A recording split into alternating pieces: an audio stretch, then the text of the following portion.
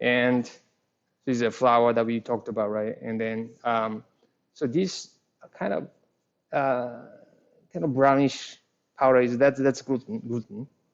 That's a gluten powder, and then this is the egg white powder. In Japan, we use eggs in powder form, but if you don't have access to it, like you can just use fresh eggs. But you have to treat it as more as liquid than solid. So water, and then salt, that's 1%, and kanshi. So kanshi, this one is potassium carbonate, sodium carbonate, that's 60%, 40%. 1.5% to the weight of flour, and then this is the pigment, 0.3%. So these need to be dissolved in the water before we add it to the flour, the mixing.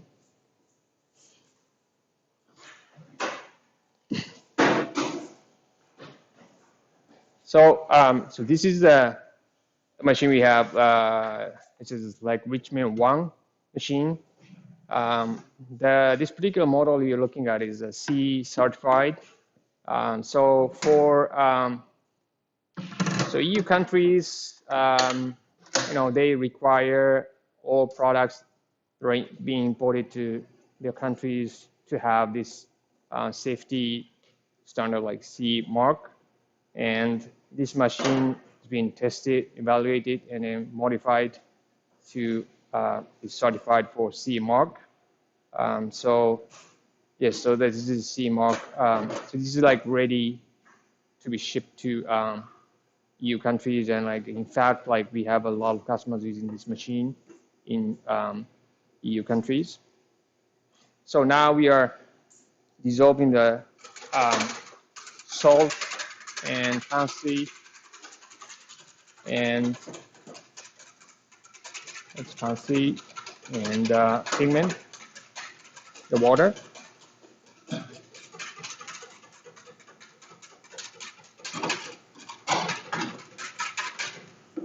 So it's important that you need to like dissolve all these ingredients thoroughly before you add it to the flour.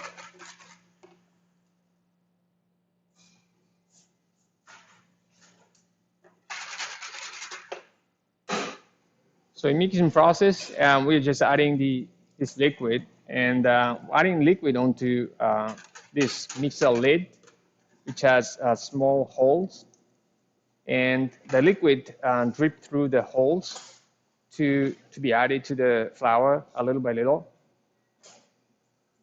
The reason we are doing it this way is that like because we don't want to add like all the liquid at once. Otherwise, like we're gonna have like some parts of the flour that's like a lot wetter than the other parts. But like the purpose of like good mixing, like in good mixing means that like good hydration flour. So we want to have like we want to add like liquid a little by little to the flour as it mixes. So and then total mixing time is 10 minutes, but we can't wait 10 minutes for the mixing to be done. So so Megumi prepared the dough beforehand, and as you saw, it was in a plastic bag, right? So that's how we rest it. After mixing, that's how we rest it. Like so, we put it in a plastic bag and then let it sit at room temperature for that was about an hour. And so now she's feeding it to the roller. So this machine has a set of rollers that you can control with this wheel, and by like 1/10 millimeter. And so initial roll gap that she set is 1.5 millimeter. So she's making a rough sheet of dough that's 1.5 millimeter in thickness.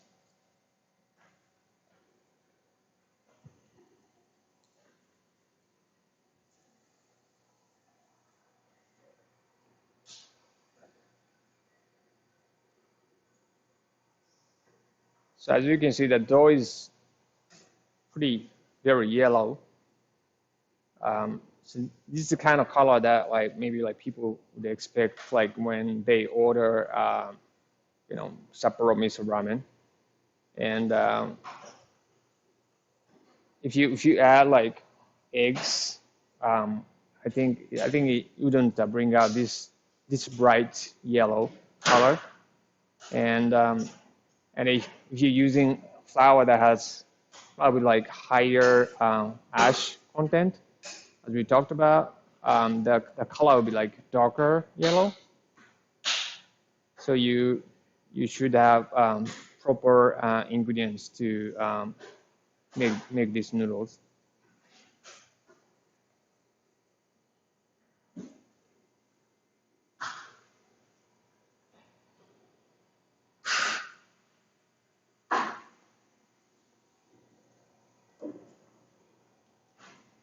So this hydration ratio, we talk about like that's 38%, and the mixing time is 10 minutes.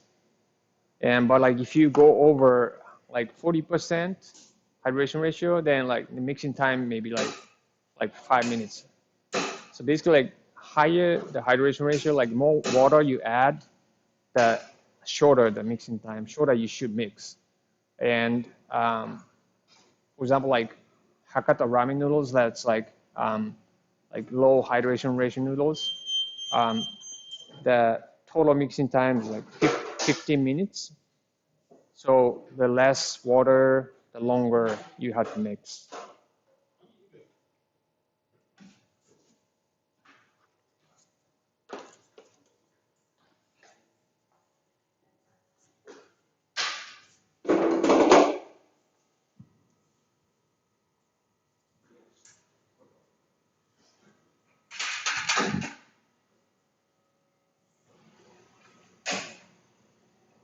So she's adding the rest of the water liquid and then set the timer for another 6 minutes. So total mixing time is 10 minutes. And she continues on the sheeting.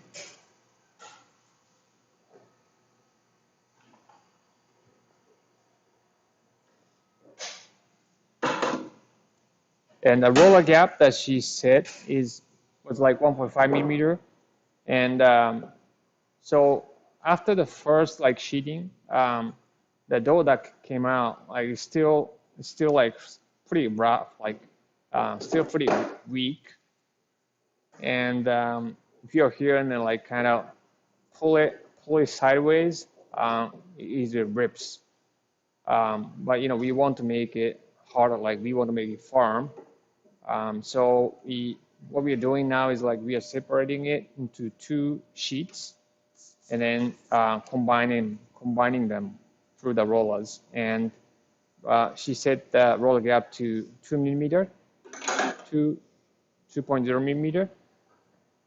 And the reason for that is, so it was like 1.5 millimeter each, and then we are combining them.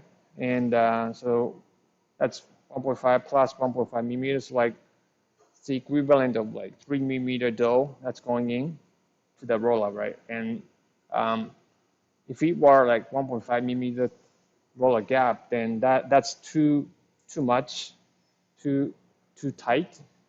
That would like damage the like gluten structure inside the dough.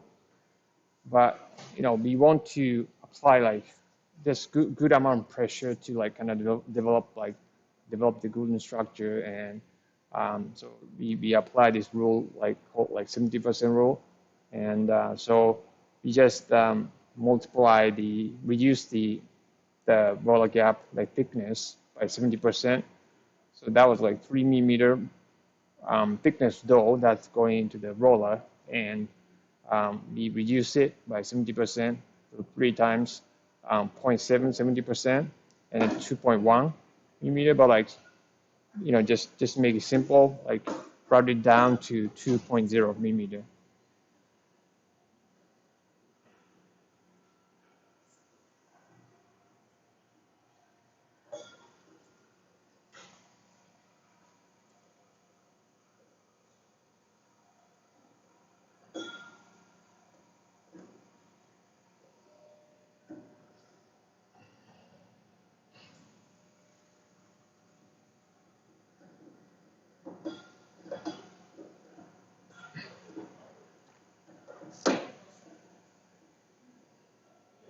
So now it's going like to 2 millimeter roller gap, and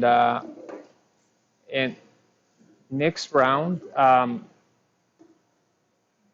we usually do this compounding process like twice, one time to twice, like depending on the recipe of the noodles.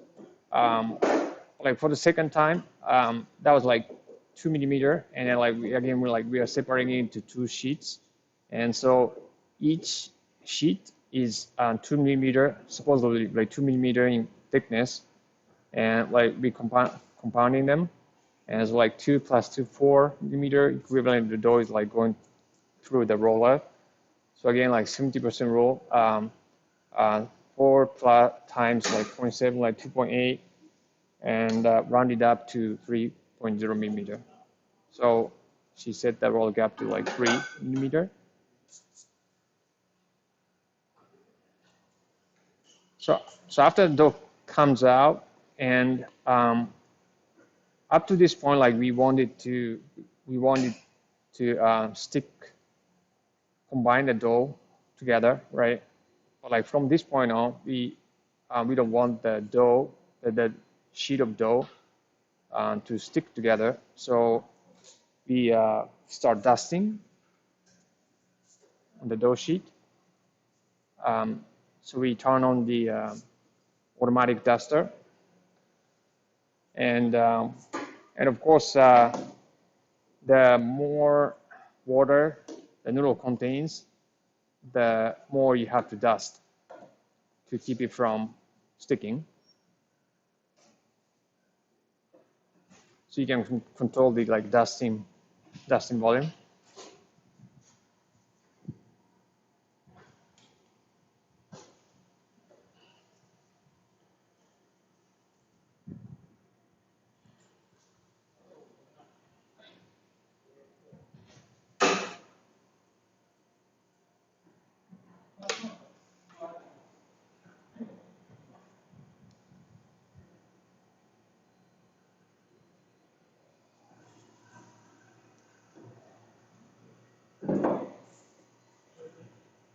And so after second combining process, so we the dough itself like is complete. The gluten structure is well developed. So all we have to do is just thin it. So again, like applying a 70% rule. So that was like 3 times 0.7, 2.1, rounded down to 2.0. So that's, we set that roll gap to 2 millimeter.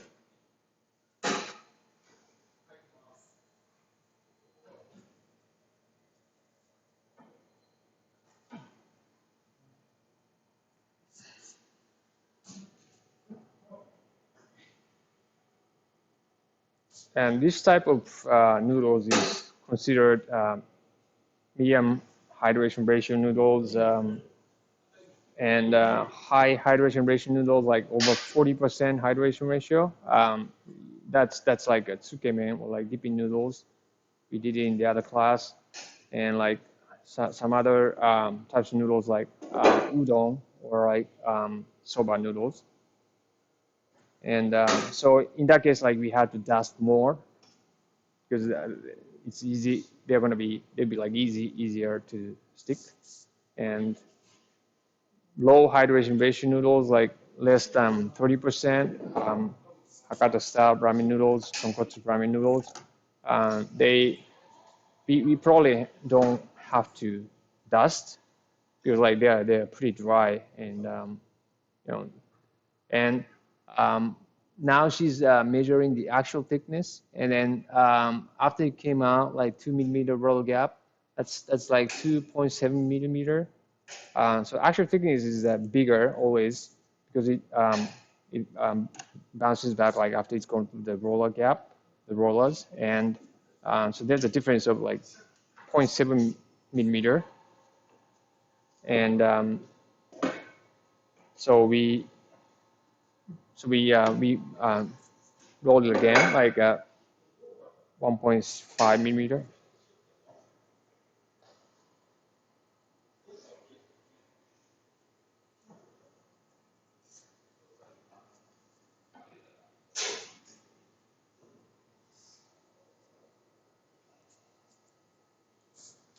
So next round, we're going to cut the dough sheet into noodle strands, and then like so miso ramen noodles, they're typically relatively thick, and then curly, and how thick they are, it would be like 1.5 millimeter and like to maybe like 2 millimeter. They are relatively thick, and so the noodle texture wise, they need to be like softer side, and then it should be chewy. Let's measure the actual thickness again. So after it's gone to like 1.5 millimeter, now it's like 2.1-ish. And so there's a 0.6 millimeter difference. So to get to the final thickness, that's 1.5. We expect that to bounce back by like 0.6. So we set the roller gap to like 0.9. So after it's going through like 0.9 millimeter roller gap, we expect it to expand by 0.6. So 0.9 plus 0.6, 1.5. So the final thickness should be 1.5 millimeter.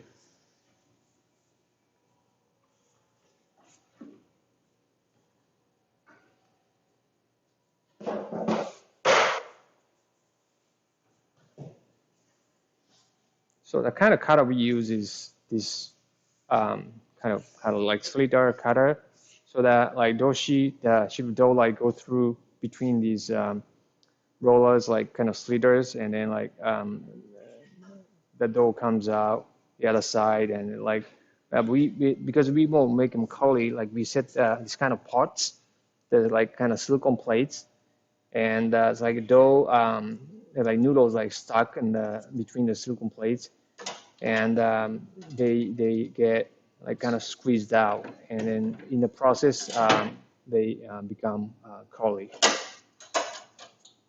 And you can control like how curly you want them to be by adjusting the position of the parts.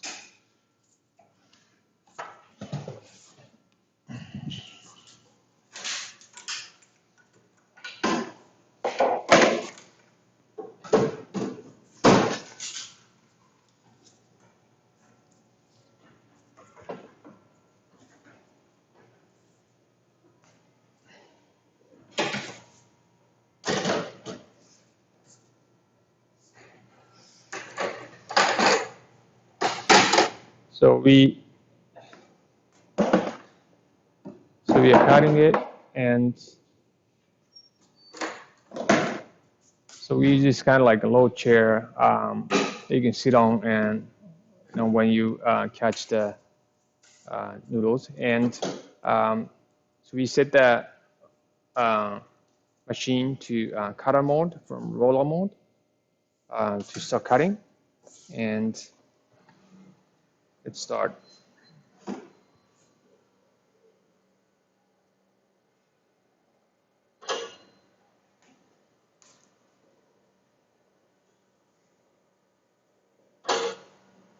So noodles are coming out, and the noodles, because like they're curly, they sort of like stuck in between the silicone plates like a while, and before they come out. So it takes a bit time for the noodles to come out, but as you can see, like the noodles like very curly, like wavy, and you can make them lighter. You can make them like wavier.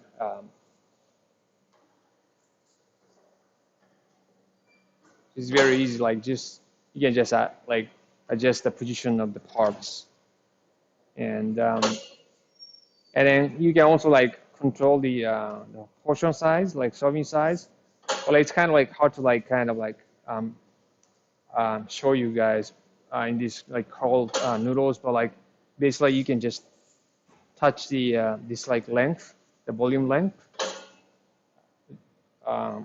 length volume, and then really easy like to like make it shorter to make the portion size like bigger, make it shorter to make the portion size like smaller. So it's very easy.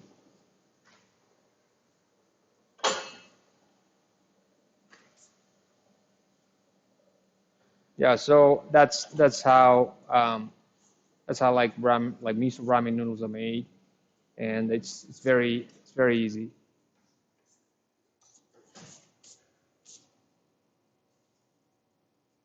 So I think depending on the type of miso ramen, the like maybe the size and then the colorness of the noodles are different, like different a little bit. So depending on the type of broth like you're using, like depending on the type of like tare or miso you're using, you want to adjust like hydration ratio, like noodle size, and then maybe like even the colorness, like waviness of the noodles. So that's how like miso ramen noodles are made from scratch, ramen machine. And so we can now move to our kitchen where our school instructors is waiting. And for us to move, you need a bit of time to prepare. So while we are preparing, I just want to say so like yeah, it's like still like under the situation of the COVID-19, like it's like still hard for us to visit our customers in their countries, and like it's hard for our customers to visit us. But like we hope that like things are going to improve like pretty soon, and like we can visit easily each other, and like. But before that happens, like we started doing this kind of online classes, like free online classes on different subjects. Like various types of ramen noodles, udon noodles, and soba, like pasta, maybe even like, and then even like some like items like gyoza that are like pretty essential for like ramen restaurants. And so we keep doing this kind of class and more frequently. So if some of you guys like interested in like this kind of class, please subscribe to our YouTube channel. If you haven't subscribed to our YouTube channel, please do that. And so let's move to our kitchen.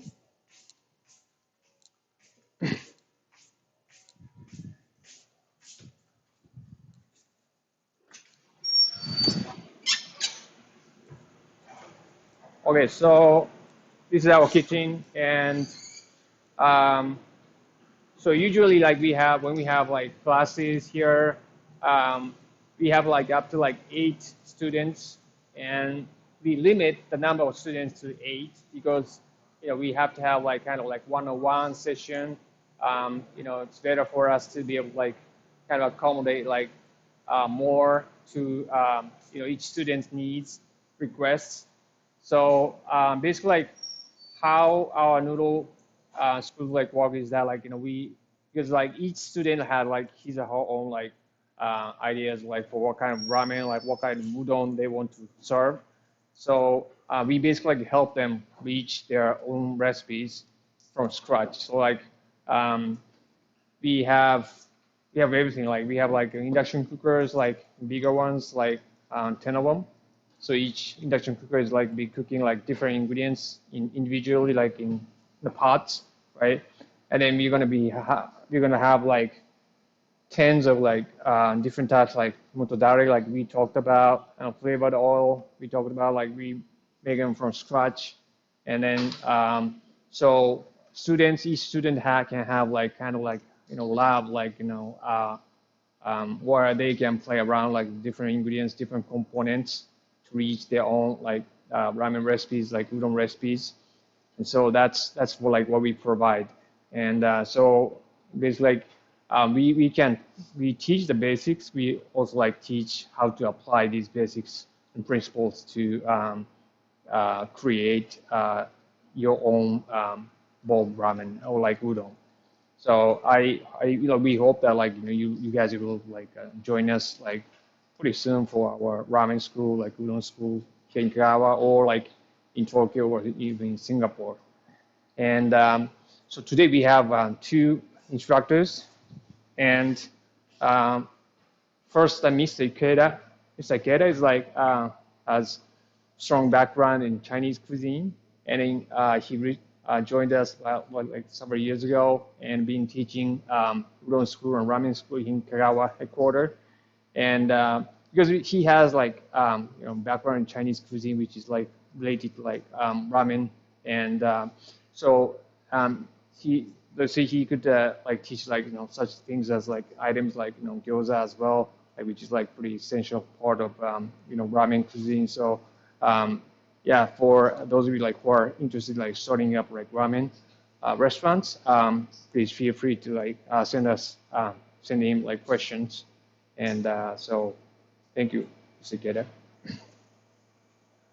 Mr. Takeuchi, so he's from Vancouver, Canada, and so like he's a native speaker in English, and and he has a background in Japanese cuisine, and we're lucky to have him kind of teaching this class, and then like he's going to show us the two examples of like Miso Ramen, and so I'll just, and he's going to take it from here, so I'll pass it to him.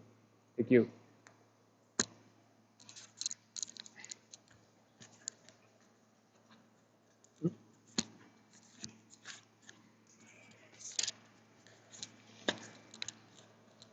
Okay, thank you, Akira. Once again, this is Thomas from Yamato Ramen School. I want to talk about miso ramen today. And before talking about miso ramen,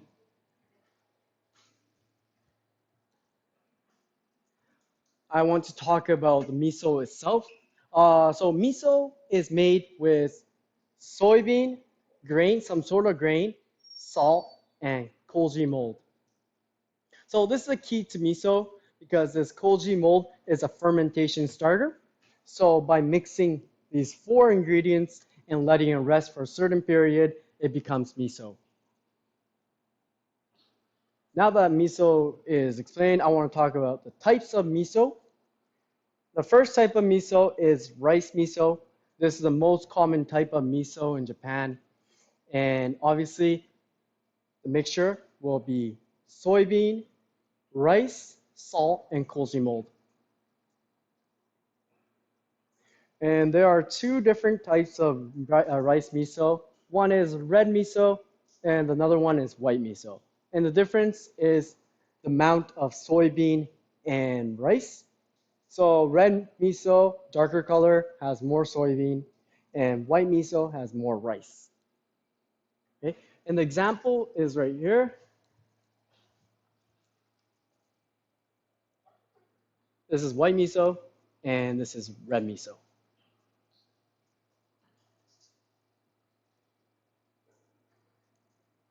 Okay?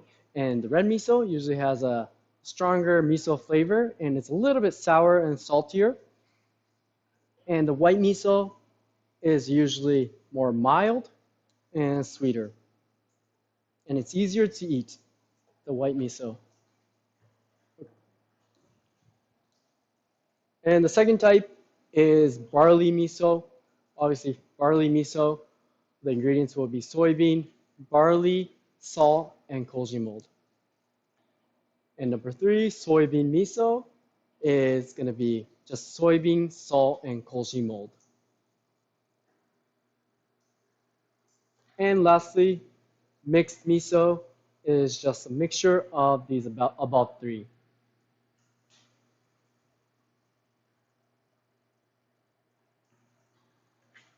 Okay. And now that types of miso is explained, I want to talk about how to choose your miso. So when you're choosing your miso, one way is to choose by the color. So if you darker color miso usually has a stronger miso flavor. It just has a unique taste to it, and it's a little bit sour, saltier. And lighter color miso they're usually milder and a little bit sweeter. So if you're not used to miso, go for the lighter color. And when you want a stronger miso flavor, just go for the darker miso. Okay, so now that miso is explained, I want to talk about the miso ramen. Okay, ramen soup is made with broth mixed with flavoring sauce. This seasons the broth and flavored oils added for the aroma. So ramen soup is usually a mixture of these three elements. So for miso ramen, the broth is usually pork broth or chicken broth. It can be any kind of broth, but these two are the most common type of broth used for miso ramen. And second one, flavoring sauce. So the flavoring sauce is a mixture of all sorts of seasoning. There's all sorts of ingredients. So most ramen shops, they usually keep their motodare flavoring sauce recipe secret because that makes up their ramen taste. And for miso ramen, it can be a red miso based motodare, or it can be white miso based motodare, or it can be spicy miso motodare. And obviously the spicy miso motodare is the motodare for spicy miso ramen. Okay. And next, flavored oil. So miso ramen, flavored oil will be, it's usually pork fat, and it can be flavored with garlic, ginger, or leek. It can be anything. But in general, miso ramen uses pork fat for the flavored oil. Okay, next, for the noodles, for miso ramen, they usually use thick, wavy noodles. These thick, wavy noodles, they have a unique texture. And usually that waviness, it picks up the soup more, so the soup and the noodles pair up nicer. And for the toppings, toppings can be anything, but miso ramen usually has a lot of vegetables in miso ramen. So personally, I think miso ramen is one of the healthier choice of ramen because it has more vegetables in it. And some of the common ingredients are chashu, cabbage, carrots, bean sprouts, garlic, leek, green onion, and butter. And it can be anything. This is just some examples of toppings for miso ramen.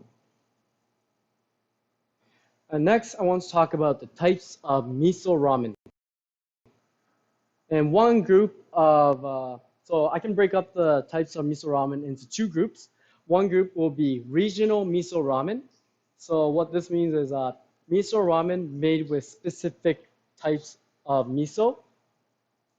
So when miso ramen made with Sapporo miso, it becomes Sapporo miso ramen. And miso ramen made with Sendai miso, it becomes Sendai miso ramen. Okay, so that's one group, regional miso ramen. And the second group is miso ramen plus special ingredients. So when spicy ingredients are mixed with the miso ramen, it becomes spicy miso ramen. And when shrimp is mixed with the miso ramen, it becomes shrimp miso ramen. So there's all sorts of miso ramen, but you can break up into two groups. And today we will be making two different types of miso ramen. One will be Sapporo miso ramen, and the second one will be spicy miso ramen. Okay, so let's actually make the miso ramen. And before getting into the cooking part, I want to talk about how there's two different ways of finishing off your miso ramen. One way is to mix the broth and the flavoring sauce in the pan and pour it into the bowl. Or the second way is to mix the flavoring sauce and the broth in the bowl.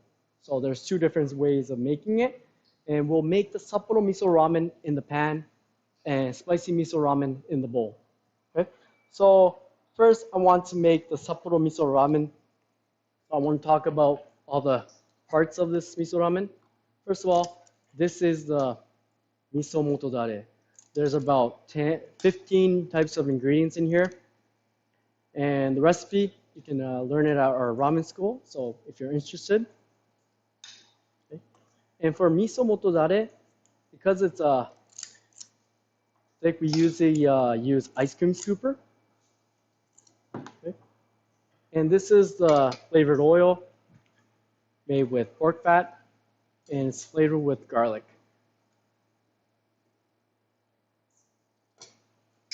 Okay. And for the toppings, we have cabbage, carrots, bean sprouts, corn, butter, leek, soft-boiled egg, and chashu, and some seaweed. Okay, so let's actually start cooking the miso ramen. So we're gonna start off with boiling the noodles.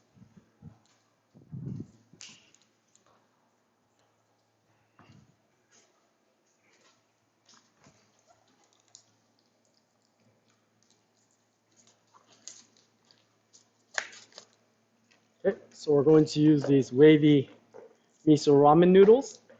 We're gonna cook these for 2 minutes and a half.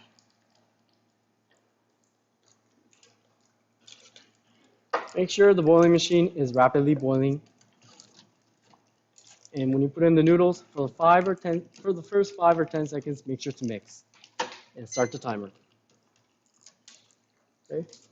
While the noodles are cooking, we're gonna start preparing the topping and the broth.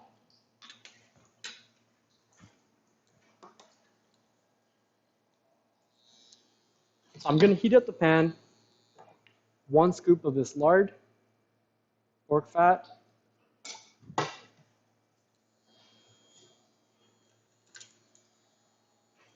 and put this cabbage, carrots, bean sprouts into the pan.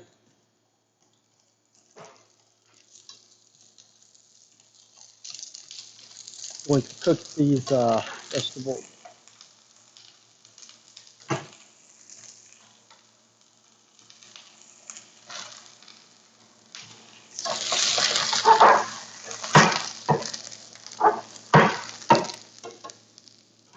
And I'm going to lightly season these vegetables with salt and pepper.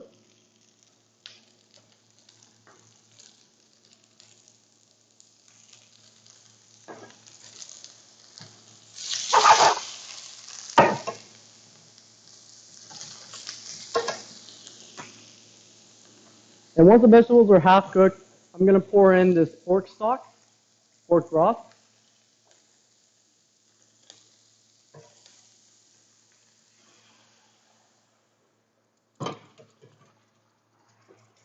And 1 scoop of this miso motodare.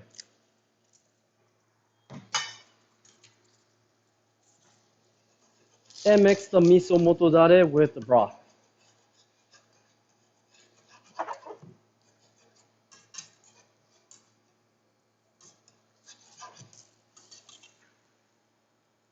And Sapporo miso ramen is usually prepared in a pan like this. And first cook the vegetables and pour in the broth, and then miso motodare. Okay? So this is how to prepare the Sapporo miso ramen soup and toppings.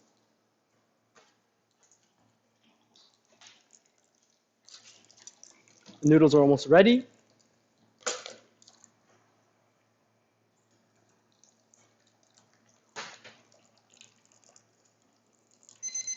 Okay. So make sure to strain out the water completely. And for Sapporo miso ramen, usually put the noodles into the bowl first and then pour in the soup. Because usually most types of ramen, you have the broth in the bowl and then you put the boiled noodles into the bowl. But for Sapporo miso ramen, noodles goes into the bowl first.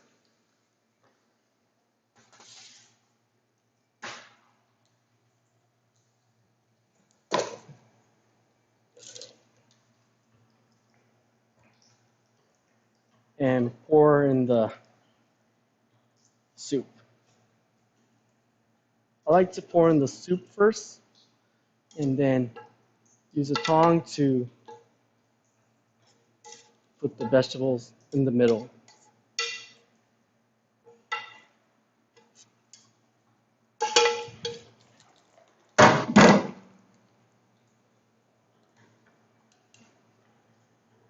some pork chashu and soft-boiled egg in the back. I'm going to put some corn on the side.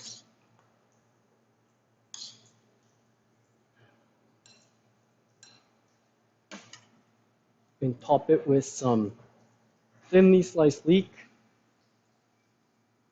Another unique characteristic of Sapporo Miso Ramen, you put some butter.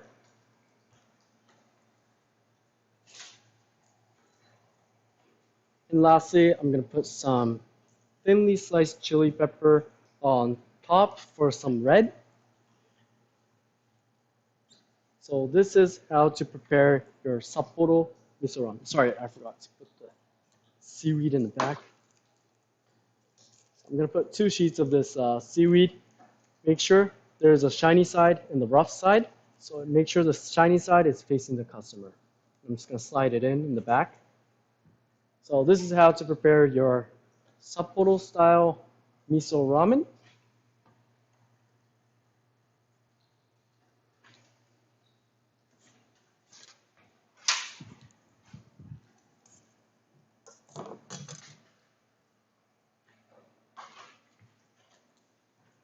Okay, next we're going to make the spicy miso ramen.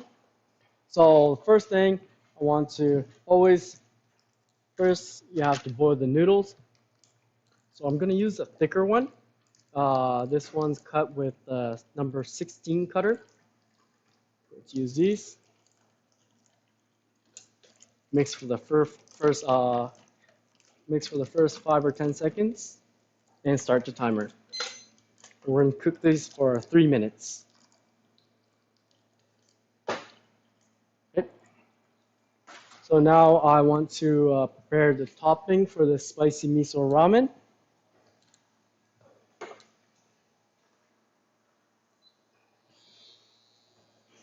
I'm going to make some spicy bean sprouts. So pour in a scoop of this lard, bean sprouts.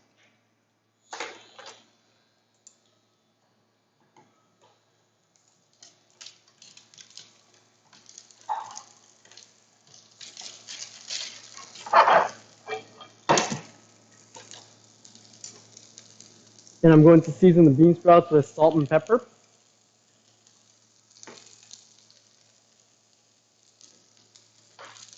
And some chili pepper.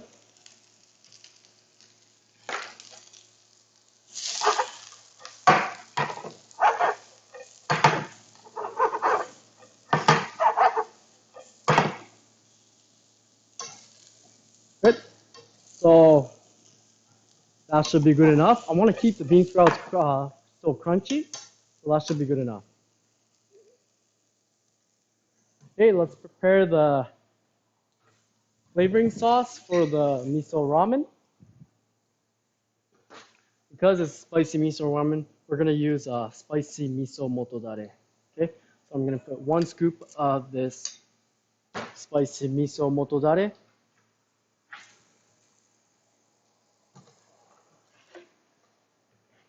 And 1 scoop of this pork broth.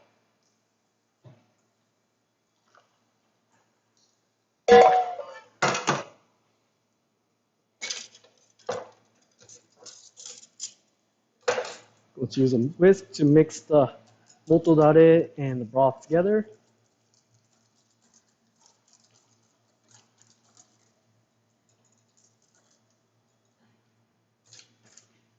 And the noodles should be ready soon.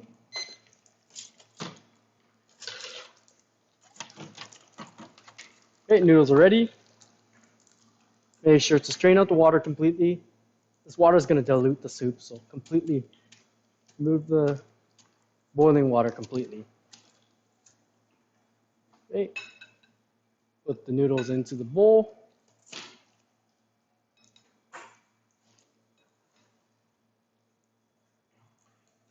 Okay, for the toppings, spicy bean sprouts in the middle.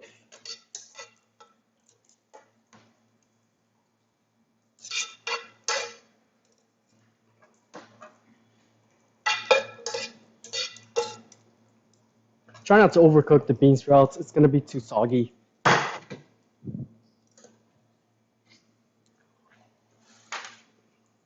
And pork chashu.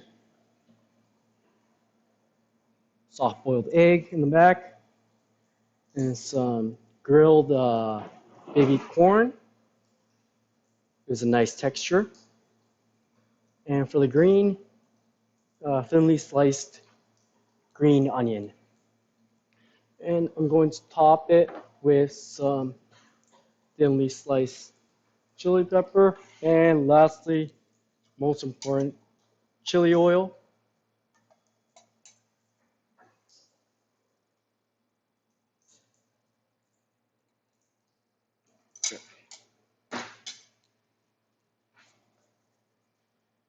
And I'm just going to wipe the side.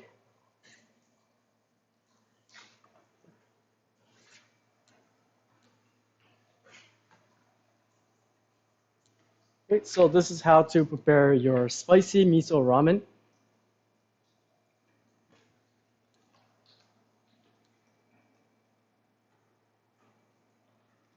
And Sapporo miso ramen on the side. Ooh, seaweed.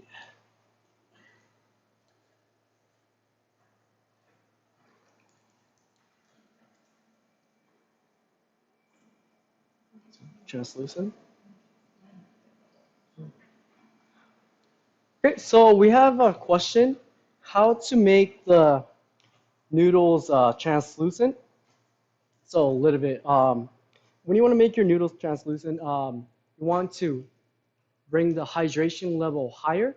So ramen noodles you can make with the noodles with 25%, low as a 25% hydration level to up to 45% hydration level. But when you have higher hydration level, that means more water into the noodles. Usually makes the noodles a little bit more clear and translucent. And also, if you age your noodles, that allows the noodles to be a little bit more translucent as well. So after you make your noodles, just store it in the fridge. Make sure you cover it so it doesn't dry up. You cover it and let it age for at least 3 days. And that's going to make the noodles a little bit more translucent. Okay.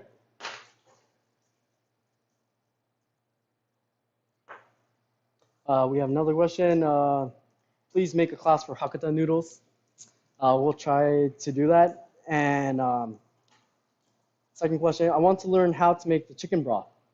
So making the chicken broth, it can take up to 8 hours. So doing that live stream is a little bit difficult. So if you're interested, please consider a ramen school.